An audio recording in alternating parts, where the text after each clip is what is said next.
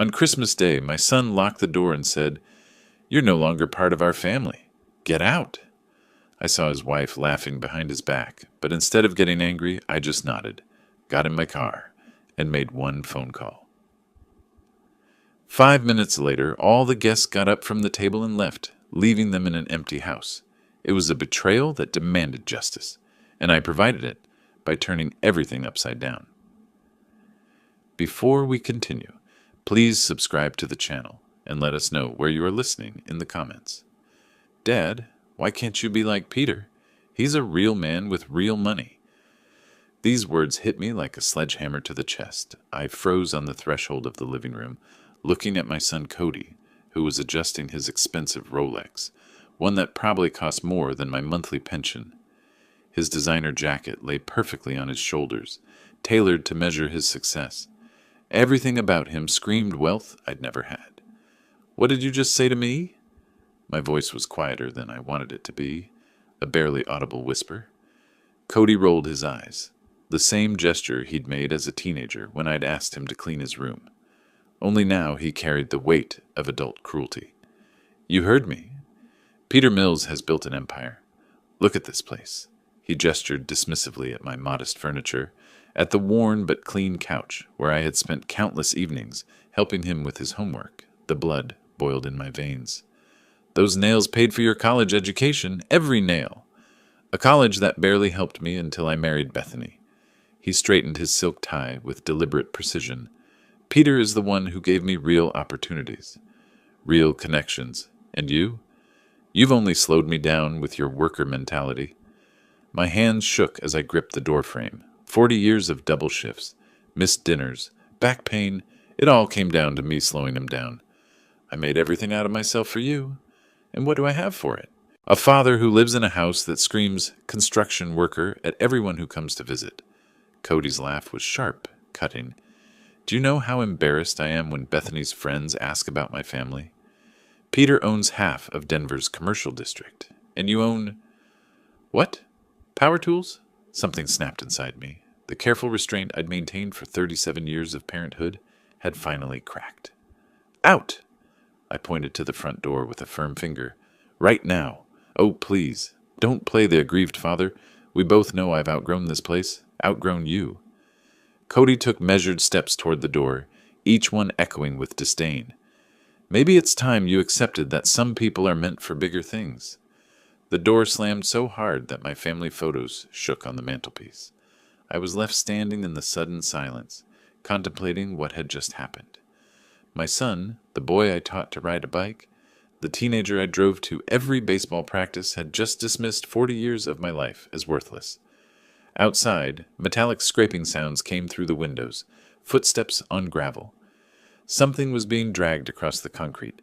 Too emotionally exhausted to investigate, I sank into my favorite chair, the one with the small hole in the leather from Cody's childhood. Adventure with scissors. I went through my evening ritual like a ghost, hanging my work shirt in the closet with mechanical precision. My reflection in the bedroom mirror showed a 70-year-old man who suddenly looked his age. Cody's words echoed with every movement. A real man with real money.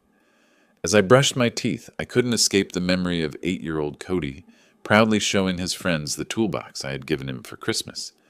"My dad builds everything," he announced with pure excitement. When did this pride turn into shame?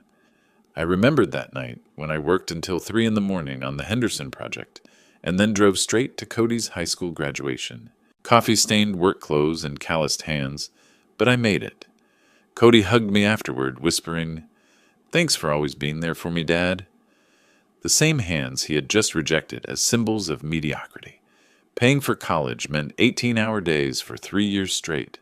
I missed family dinners, sacrificed weekends, gave up vacations with friends. Every overpayment went directly to his education fund. "I want you to have the opportunities I never had," I told him during those grueling years. He seemed grateful at the time, understanding the sacrifice. But everything changed when he visited Peter Mills's estate for the first time. I could still imagine that fall evening when he returned from Bethany's family dinner, his eyes burning with a hunger I had never seen before. "Dad, you should see Peter's house. It's like something out of a magazine, a wine cellar, marble floors, paintings worth more than our entire neighborhood. His voice was full of awe, but underneath it was something darker envy. Then the comparisons began. At first, subtle ones. Peter says investment portfolios are more reliable than pension plans. Then bolder ones. Maybe I should have studied business instead of engineering. Finally, the inquiring looks when he visited my modest home, as if he were seeing it with new, critical eyes. Phone calls became shorter. Dinner invitations were fewer. "Sorry, Dad, Bethany's family is having an event," became his standard excuse. I tried not to notice how his voice changed when he spoke of Peter. Reverent, enthusiastic in the way he used to speak of me. Last Christmas, he arrived an hour late with expensive gifts that seemed more like obligations than gestures of love. "Peter is teaching me about tax benefits," he said as he unpacked the watch I'd been saving for months. "Charitable contributions can be very strategic." Even my gifts became lessons in his new philosophy. I watched my son transform from a boy who was proud of his working-class father to a man who was ashamed of his background. Each visit revealed new changes: designer clothes, a practiced way of discussing stock options, casual mentions of exclusive clubs and business lunches. Today's confrontation was not a sudden brutality. It was the inevitable conclusion of years of growing distance. Peter Mills didn't just get a son-in-law, he stole my son. Perhaps not out of spite, but because of the simple fact of existing in a world where my sacrifices seemed insignificant. Lying in bed, I looked up at the ceiling and tried to remember the last time Cody had asked about my day, my health, my happiness. The silence stretched back months, maybe years. When had I become unimportant to the boy around whom I had built my entire life? The house creaked around me with familiar sounds, the wood settling, the foundation shifting, the gentle protests of the house that had protected us through storms and holidays. This house, which Cody now considered shameful, had been his refuge during every childhood crisis. Sleep finally overtook me around midnight, but even in my sleep I couldn't escape the echo of his words. Some people are meant for greater things. Obviously, I was not one of them. Morning light seeped through the bedroom curtains, harsh and unforgiving. My joints protested as I rolled out of bed, every movement a reminder that 70 years had taken its toll. The digital clock read 8:15 a.m., later than usual, but yesterday's emotional beating had exhausted me more than any physical labor. I trudged to the bathroom, avoiding my reflection in the mirror. Coffee called out to me from the kitchen, promising the caffeine I needed to face another day in this new reality, where my son saw me as an embarrassment. The morning routine seemed foreign after yesterday's shock. Pulling on a worn flannel shirt and work jeans, I went through the motions of getting dressed, while my mind replayed snippets of Cody's cruel words, worker mentality. The phrase stuck like a thorn in my skin. The December snow had fallen overnight, covering my modest neighborhood in a pristine whiteness that made everything appear cleaner than it really was. The familiar ritual of brewing coffee and getting the morning paper from the porch usually grounded me, gave structure to days that sometimes felt empty after retirement. But as I stepped outside into the crisp Colorado air, I immediately noticed something unusual. My mailbox, a simple black metal one I had installed 15 years ago, was crooked on a post, the door hanging open at an unnatural angle. I approached slowly, my breath forming little clouds in the frosty air. The damage was not accidental. Someone had taken a baseball bat or a crowbar, bending the metal deliberately, maliciously. Fresh scratches disfigured the surface, and the pole itself was loose, tilting the entire structure toward the street. "Damned kids," I muttered, although something about the precision of the destruction didn't seem random. This was not a teenage prank.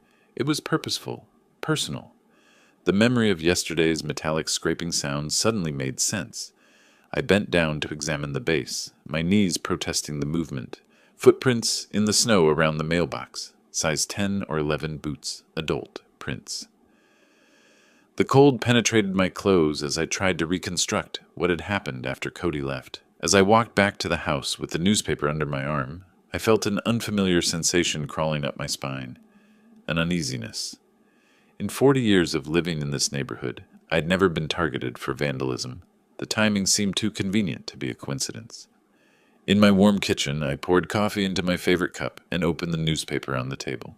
The familiar comfort of the morning routine should have calmed me down, but my concentration slipped. The words blurred as my mind went back to the damaged mailbox, to Cody's venomous words, to the growing certainty that yesterday's confrontation wasn't over. I thought about calling the police, then dismissed the idea. What would I tell them?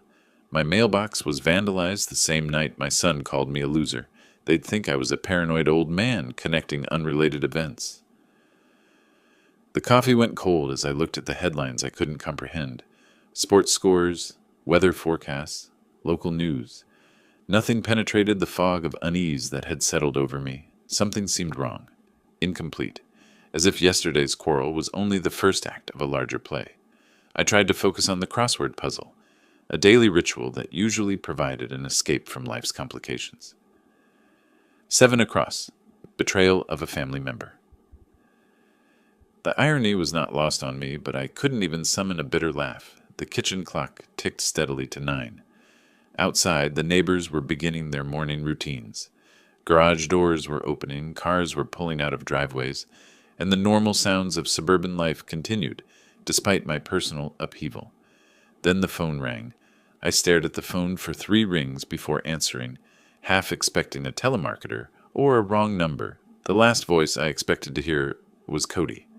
"Dad, it's me."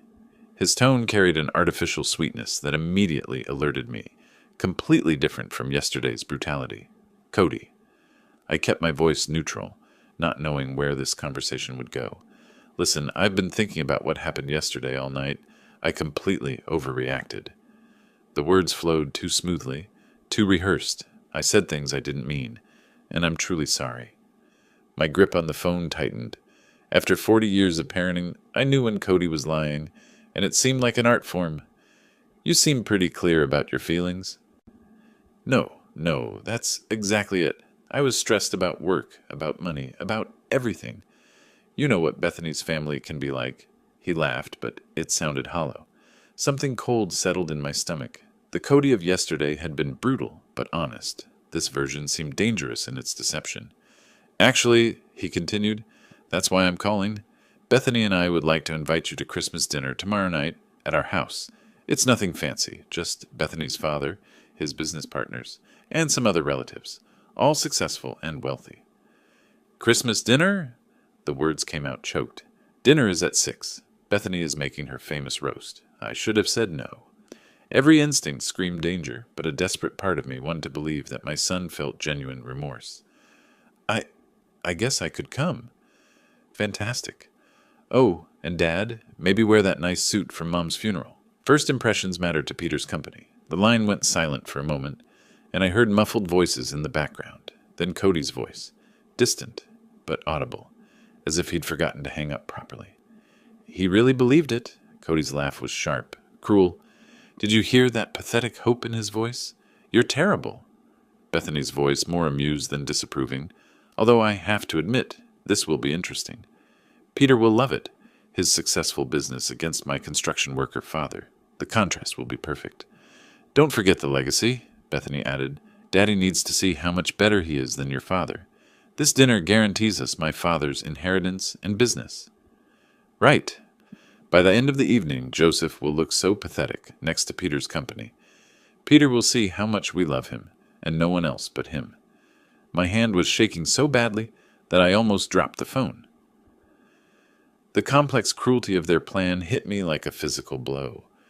This wasn't about reconciliation. It was about using me as a prop in their manipulation of Peter Mills.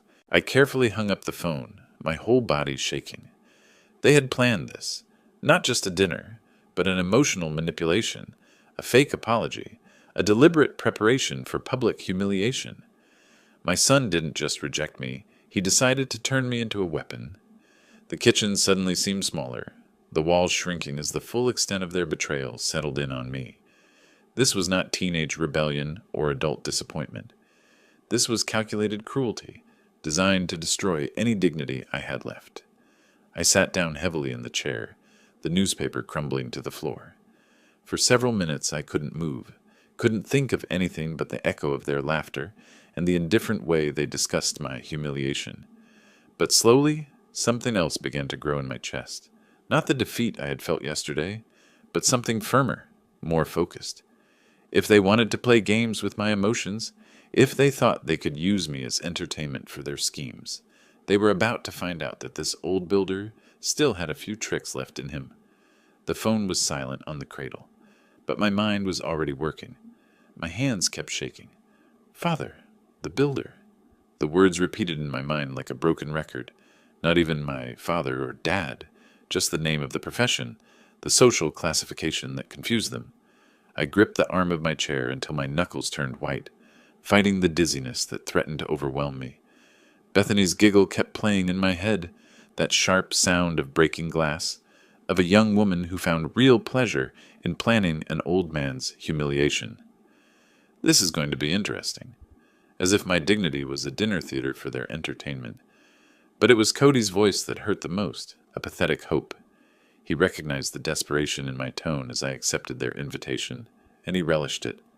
My own son had made a weapon out of my love for him, turned my willingness to forgive into ammunition for their scheme. I stood up slowly, my legs wobbling beneath me. 70 years of life, 45 years of marriage, 37 years of parenthood, all reduced to props in their Peter Mills play. They weren't just rejecting me, they were planning to make a circus show out of my working-class background. A photo on the fridge caught my attention, Cody's high school graduation, both of us smiling by his diploma. I worked 18 hours a day to afford the fees for that private school. Now he wanted to use my sacrifices as proof of his own superiority. Something fundamental shifted in my chest, not the devastating sadness I felt yesterday, but something firmer, more centered. My father taught me that a person's worth is not measured by their bank account, but by how they respond when life knocks them down. You can lie there and take it, he said after the neighborhood bullies cornered me when I was a boy, or you can get up and show them who you really are. I went to the living room window and looked at my damaged mailbox. The vandalism suddenly made perfect sense. A psychological warfare designed to make me feel vulnerable to their dinner invitation. They had orchestrated every detail, from the property damage to the fake apology, building to the big finale tomorrow night. But they made one critical mistake. They assumed I would remain in the dark about their plan. I moved to the desk drawer, where I kept important phone numbers. Peter Mills had given me his business card last year at Cody's birthday party, a gesture of respect between in-laws. Call anytime, Joseph. We should get to know each other better. I appreciated his directness then, his lack of pretense despite his obvious wealth. Now that business card represented something completely different, an opportunity. My engineering mind began to analyze the situation with mechanical precision. They wanted to humiliate me in front of Peter, to demonstrate his superiority and secure the prospects of an inheritance. But what if Peter found out about their deception in advance? What if he finds out that his daughter and son-in-law are manipulating him into cruelty to an elderly family member? Peter Mills did not build his business empire by tolerating dishonesty. From our brief conversations, I recognized a man who valued honesty above social careerism. He would not have appreciated being used as an unwitting participant in psychological abuse. The phone number seemed to pulse with possibilities as I held the card. One conversation could change everything. Not revenge, exactly, but justice, ensuring that manipulative schemes meet appropriate consequences. Peter Mills would not have built his business empire by tolerating dishonesty. From our brief conversations, I recognized a man who valued integrity above social careerism. He would not appreciate being used as an unwitting participant in psychological abuse. I checked the kitchen clock. It was 9 a.m. Peter would already be in the office, probably reviewing contracts or planning business strategy. A good time to call a fellow businessman, even a retired one. For the first time since Cody left, yesterday I felt something other than pain and confusion. Purpose, a direction, confidence that I would not be a victim of anyone, not even my own son. Finding Peter's business card took longer than expected. I carefully filed it in my desk organizer, sandwiched between insurance documents and warranty information, a precise organization that had served me well for decades of engineering projects. My hands stopped shaking, replaced by the steady concentration I once brought to reviewing blueprints and construction schedules. The card felt substantial between my fingers, expensive cardboard that spoke of success earned, not inherited. Mills Commercial Development. Peter Mills, Director. Below that was his direct office number and cell phone number, 2 ways to reach a man who didn't hide behind secretaries or assistants. I settled into my reading chair, which had a clear view of both the front window and the kitchen clock, and picked up the phone. The strategy required careful timing. I understood that accuracy was more important than speed. What exactly was I supposed to say to him? The truth, of course, but delivered with surgical precision. Peter needed to know that his daughter and son-in-law were manipulating him, using family gatherings as stages for their auditions for his inheritance. But I couldn't sound like a bitter old man complaining about ungrateful children. I silently rehearsed my opening lines.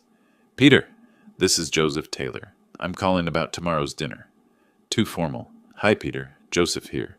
We need to talk about Cody and Bethany." Too confrontational. The approach had to balance urgency with respect, honesty with diplomacy. The facts were simple. I had accidentally overheard a conversation that revealed their true intentions for tomorrow's dinner. They planned to humiliate me in front of him to demonstrate their superiority and advance their inheritance prospects. They even damaged my property to psychologically soften me up. I needed trust, which meant acknowledging my own emotional interest while maintaining objectivity. "Peter, I know this puts you in an awkward position, but I thought you deserved to know what they're planning," appealing to his sense of fairness, not asking him to take sides. One potential complication troubled me. What if Bethany was with him? Father-daughter breakfasts were not unusual in family businesses. I needed to be prepared to offer to call back later if the time was not right for a private conversation. But my instinct told me that this was the moment. Waiting would only give me more time to doubt myself, to lose the clarity that came from righteous anger and recent betrayal. Peter Mills struck me as someone who valued straightforwardness, who would rather deal with problems head-on than let them fester. I returned to the phone, card in hand, and took a deep breath. This conversation would determine whether tomorrow night would be their triumph or their downfall, whether justice would prevail over manipulation, whether the old builder could outsmart the privileged children who had underestimated him. The numbers felt familiar under my fingertips as I dialed. Professional muscle memory from decades of important phone calls, contract negotiations, emergency consultations. Each number deliberate, purposeful, irreversible. The phone started ringing. Peter picked up the receiver, and I told him everything without any hope that he would believe me. But surprisingly, what I told him shocked him, and he did not hide his confusion and anger. I told him my plan, and he agreed to help me. Pups 7. Full pus. Full. The next evening, I drove through the upscale Hillcrest neighborhood in Denver, which seemed surreal to me. Mercedes and BMWs lined the curved streets like expensive jewels displayed on velvet. Christmas lights twinkled from mansions that could house 3 families my size, each a testament to a wealth I could never have imagined. Cody's house stood at the end of a cul-de-sac, its limestone facade illuminated by strategically placed spotlights. Peter's black Bentley dominated the circular driveway, surrounded by other luxury cars that probably cost more than my annual pension. The scene looked like a magazine spread, titled "How the Other Half Lives." I parked my modest Honda next to a shiny Porsche, the contrast almost comical. Through the massive front windows I could see silhouettes moving around the elegant dining room. Peter's business associates, no doubt spectators for tonight's planned humiliation. Checking my appearance in the rearview mirror, I smoothed my tie and adjusted my jacket. The same dark blue suit I wore to my wife's funeral looked decent enough, though it would seem worn out next to the designer clothes inside. That was exactly what Cody and Bethany were counting on. But as I walked along the immaculate stone path, my steps were confident and my breathing calm. Let them have their moment of triumph. Justice had a habit of coming when it was least expected. Before I could reach for the bell, the front door opened with theatrical precision. Cody stood in the golden light pouring from inside, his expensive suit immaculate, his expression bearing the cruel satisfaction I had heard in his voice yesterday morning. "Well, well, look who's at our doorstep." His voice was loud enough for the guests inside to hear. "Did you really think you belonged here today?" Behind him appeared Bethany, like a supporting actress coming out on cue. Her black cocktail dress probably cost more than my monthly grocery budget, and her smile had the sharp edge of anticipated amusement. "Oh, this is precious. He really came." "Dad," Cody stepped forward, completely blocking the entrance, his body language screaming possession and control. "Let me make this crystal clear to you." His voice rose with practiced cruelty, ensuring maximum impact on his audience. "You are no longer family to us. Only Bethany's parents are our family now. You go away." The words hit the cold air like physical blows, designed to wound and humiliate. Inside, I could see the guests stopping their conversations, some turning toward the commotion with the awkward fascination people reserve for public embarrassments. Bethany's laughter bubbled up from behind Cody, excited and malicious. "Did you see his face? Oh, it's even better than we imagined." But instead of the broken ruin they expected, I felt only a strange sense of completion. It was exactly what I had prepared for, exactly what Peter needed to confirm through his sources inside. "I understand." My voice remained steady, disappointingly calm for their theatrical performance. "Well, Cody, I hope you get everything you deserve today." I met his eyes with the quiet dignity of a man who had worked honestly all his life. "Everything." His expression flickered with momentary confusion. This wasn't the script he had written, the pleading, the shame, the public humiliation that would demonstrate his superiority to Peter's influential friends. "That's right, old man. Go away, back to your little builder's house where you belong." But there was less conviction in his voice now, unsettled by my unexpected restraint. I turned and walked back to the car with measured steps, my back straight despite the December cold. Behind me, I heard Cody's forced laughter and Bethany's comments, but their words seemed distant, unimportant. When I got to the Honda, I settled into the driver's seat and watched the house through the windshield. Through those expensive windows, Peter's guests continued their elegant evening, unaware that they were about to witness a very different kind of show.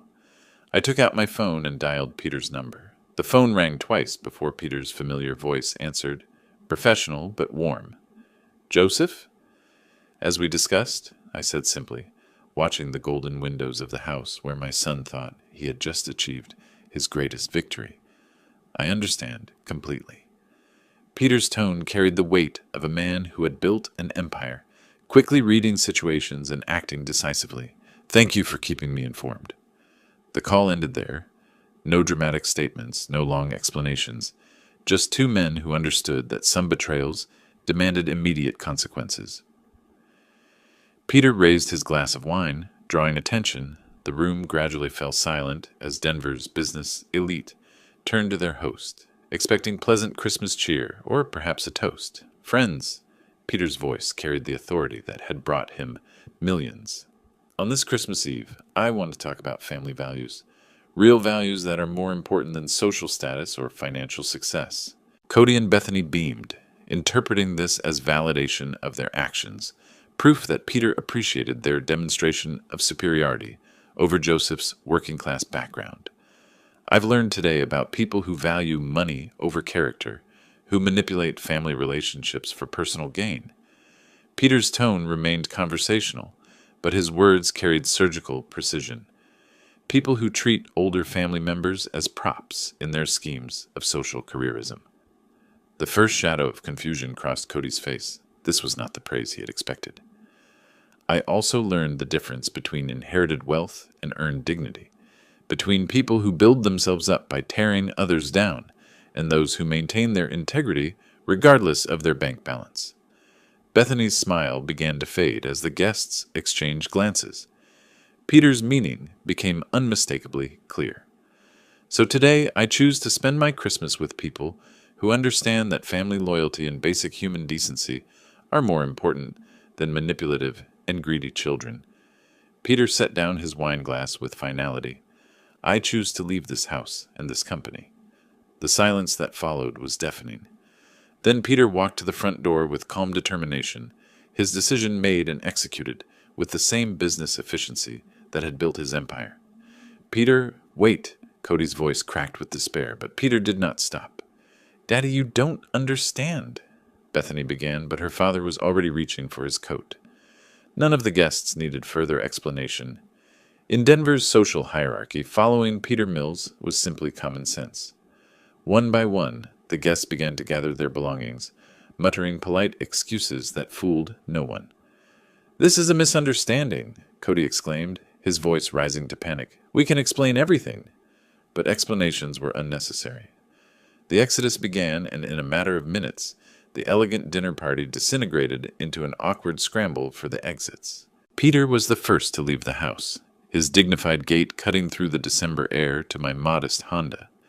Behind him followed 3 other guests, successful people who had just witnessed something extraordinary. "Joseph," Peter's voice carried genuine warmth as he approached my car, "I believe we have a better place to spend Christmas Eve." "Indeed." I unlocked the door, inviting them inside. "Follow me, gentlemen. It's not far." The convoy formed naturally. My aging Honda led the parade of luxury cars through the night streets of Denver. In the rearview mirror, I watched as Bentleys and Mercedes followed my modest car like a funeral procession, although it was more like a celebration. "I have to ask," Peter said from the passenger seat, his voice still tinged with shock. "How did you know to prepare for today?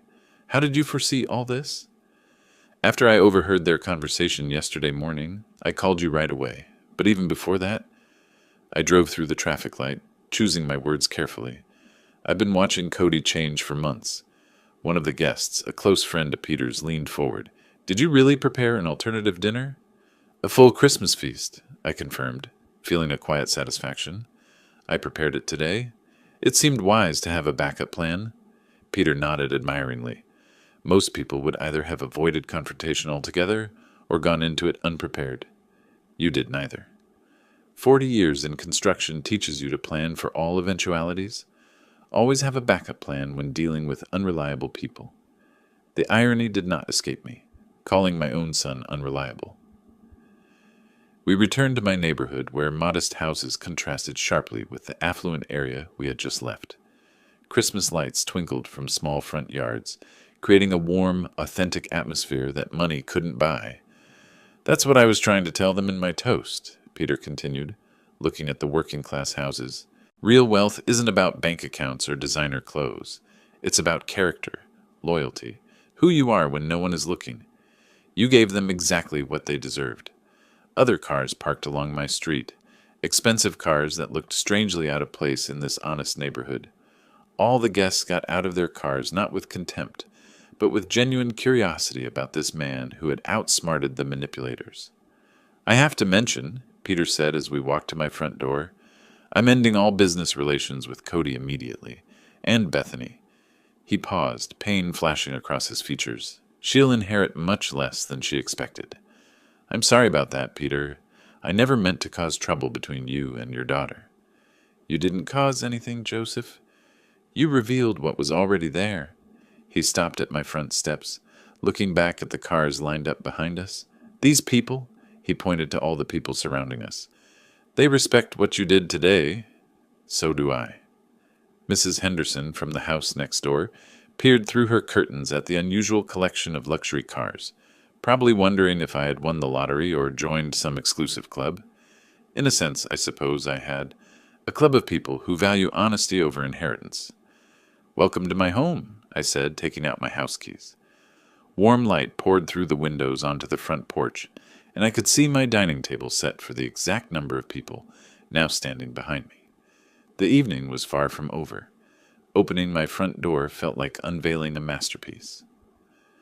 Warm light poured out of my modest living room, revealing the Christmas tree I had decorated with ornaments collected over decades of marriage and parenthood. The dining table, visible through the archway, was set for 8, with my wife's finest china. Beautiful tableware I had almost forgotten about. My God, Joseph! Peter entered first, his gaze taking in every detail, Did you really prepare all this? I started cooking at noon, I replied, helping the guests with their coats. It seemed like the right thing to do. The house smelled of roasted turkey, sage stuffing, and apple pie, aromas that spoke of a real holiday, not a social performance. In my kitchen, the dishes were waiting on the counter, everything perfectly timed and ready to serve. All the guests moved through my house with respectful admiration, looking at family photos and admiring the authentic Christmas decorations. They were successful people, Peter's relatives and partners, accustomed to luxury, but they seemed more comfortable here than at Cody's expensive exhibition. It feels like Christmas, one of them commented, settling into my favorite chair. Real Christmas, not some magazine spread. I began bringing dishes from the kitchen, golden turkey, carved and arranged on plates, mashed potatoes with real butter, green beans from my own garden that I had frozen last summer. Peter immediately joined me, carrying salad bowls without being asked, our partnership naturally extending to domestic cooperation.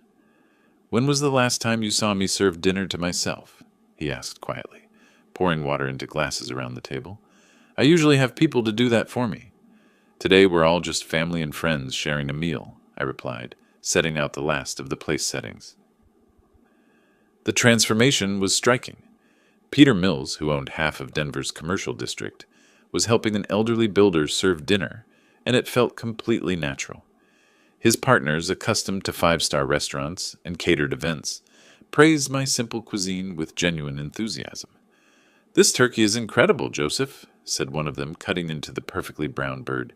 "Where did you learn to cook like this?" 45 years of marriage," I replied, pouring wine from bottles I had saved for special occasions. "My wife taught me well before she passed away." The conversation flowed around shared stories of family traditions, honest work, and values that truly mattered in life. These wealthy businessmen found themselves relaxing, laughing, and sharing memories of their own humble beginnings and the people who shaped their character. Peter raised his glass when the main course was over. "Joseph, I want to thank you for today, not only for revealing the truth, but for reminding us what true hospitality looks like." "And what a real family means," added another guest. "Family isn't about blood or money. It's about the people who support you when it matters." I slowly stood up, feeling the weight of the moment. Everyone fell silent, sensing that something important was about to happen. The warm light from my Christmas tree cast gentle shadows on the faces that had become allies, even friends, in the space of a single evening. Headlights appeared through the front window. 2 cars stopped behind the others, their engines dying with the abrupt finality of desperate decisions. I raised my glass, looking around the table at faces glowing with genuine warmth and satisfaction. "To family," I began, raising my glass to the warm faces surrounding my dinner table. "Not the family we were born into, but the one we choose. The people who support us when it matters, who value character over." The front door burst open without warning. Cody stormed through my living room like an invading army, Bethany close behind him, both still in their expensive party clothes, but now disheveled with despair. "How dare you!" Cody's voice cracked with rage as he took in the scene. Peter and the guests comfortably seated around my modest table, wine glasses raised, faces glowing with genuine warmth. "How dare you steal our guests!" The reaction around my table was immediate and uncomfortable. Guests put down their glasses, shifted in their chairs, witnessing this display of privileged rage. Peter's face darkened with shame for his daughter, who stood next to Cody with tears of disappointment streaming down her cheeks. "I didn't steal anyone," I replied calmly, still holding my glass. "I just offered them a place where they would be welcomed as guests, not used as props." "You manipulated them," Bethany squealed, pointing an accusing finger at me. "You turned them against us with your sob stories and your poor old man act." One of Peter's partners cleared his throat diplomatically. "Actually, we left because of the toast your father gave about family values. It was quite instructive." Cody turned to the guests, his despair palpable. "He's lying to you. He's just a bitter old builder who can't accept that his son has surpassed him. He sabotaged our dinner because he's jealous of our success." "Success?" Peter's voice cut through the room like a knife. "Is that what you call planning to humiliate your father to impress me and the guests?" Bethany rushed to her father, kneeling beside his chair, Daddy, please, you don't understand. We were trying to show you how much we love you. By using Joseph as a target for ridicule, Peter's voice carried the coldness of utter disappointment. By planning his public humiliation as entertainment? It wasn't like that, Cody insisted, but his voice lacked conviction. We just wanted to show the contrast between... The room fell silent, except for Bethany's muffled sobs. Around the table, faces showed a mixture of sympathy for my situation and disgust at the young couple's behavior. These were successful people who understood the value of character, and they had witnessed its complete absence. Cody's face reddened with rage and despair. He turned to me and said, "You ruined everything. Do you have any idea what this cost us? Peter, his legacy was our future." "Your future was never built on solid ground," Peter said, slowly rising from his chair. The authority in his movement instantly caught the attention of everyone in the room. It was built on manipulation, greed, and the assumption that I would never discover your true character. Bethany looked at her father with pleading eyes. "Daddy, please!" "No." Peter's voice carried a finality that drowned out all protests. Peter stood with the commanding presence that had built a business empire, his gaze shifting between his daughter and son-in-law, with the cold assessment of a man who had just discovered termites in his foundation. "Bethany, Cody," he began, his voice echoing through my dining room with devastating clarity. "Today you have revealed yourselves to be the very people I have avoided my entire business life. Manipulative, greedy, and fundamentally dishonest. Dad, you can't," Bethany began, but Peter raised his hand to silence her. "I can, and I will. Effective immediately, Cody is dismissed from all business relations with Mills Commercial Development. Your job, your access to company resources, your future participation in any Mills family ventures, it's over." Cody's face turned white. "Peter, please, I can explain." "Furthermore," Peter continued, his business-like precision cutting through every interruption, "my will is being rewritten next week. Bethany, your inheritance is reduced to exactly what Cody brought into this marriage. Nothing. The bulk of my estate will go to charities that truly understand the value of helping others without expecting anything in return." "You can't do that," Bethany cried, jumping to her feet. "I'm your daughter." "Yes, you are my daughter, and today you showed me what kind of daughter you have chosen to be." Peter's voice carried a deep sadness beneath its firmness. Someone who would humiliate an elderly person for personal gain. Someone who values money over basic human decency. Around the table, Peter's partners nodded in agreement. These were people who had achieved success through character as much as ambition, and they recognized justice when they saw it. Cody made one last desperate attempt. "It's all his fault." He pointed at me with trembling hands. "He turned you against us. He poisoned your mind with lies." "Joseph told me the truth," Peter replied simply. "Something you two seem incapable of doing." I slowly stood up, feeling the weight of justification, but also the responsibility it carried. "Cody, I'm sorry it came to this. I really am. But you chose this path when you decided that my love for you was something to be exploited, not cherished." "Keep your fake sympathy," Cody hissed, but his voice was breaking. "You ruined our lives." "No," I said quietly. "You did that yourselves. I just made sure that the consequences finally caught up with your choices." Bethany grabbed Cody's arm, pulling him toward the door. "Let's go. We don't need them. We don't need any of them." But even as she spoke, reality set in. Without Peter's business, without his inheritance, without the connections they had just pushed away, they had very little left except each other and the consequences of their actions. They left without a word, the front door closing behind them with the finality of the end of a chapter. The silence that followed felt different from the awkward tension of their presence. It was the silence of justice done, of order restored. Peter sat back heavily, suddenly looking his 65 years. "Joseph, I owe you a deep apology, not only for their behavior, but for not seeing it sooner." "No apology necessary," I replied, settling back into my chair. "Sometimes we see what we hope to see in the people we love." One of the guests raised his glass again, "To true family values, and to the people who live by them, instead of just talking about them." "And to second chances," added Peter, looking around the table with genuine enthusiasm. Sometimes the family we need is not the one we were born into, but the one we are lucky enough to find. I raised my glass one last time, looking at the faces that had become friends through the crucible of this strange evening. For Christmas Eve, I said simply, and for reminding me that character, not wealth, makes life rich. Outside, snow began to fall on the quiet neighborhood, covering the footprints of those who had left and blessing those who had decided to stay.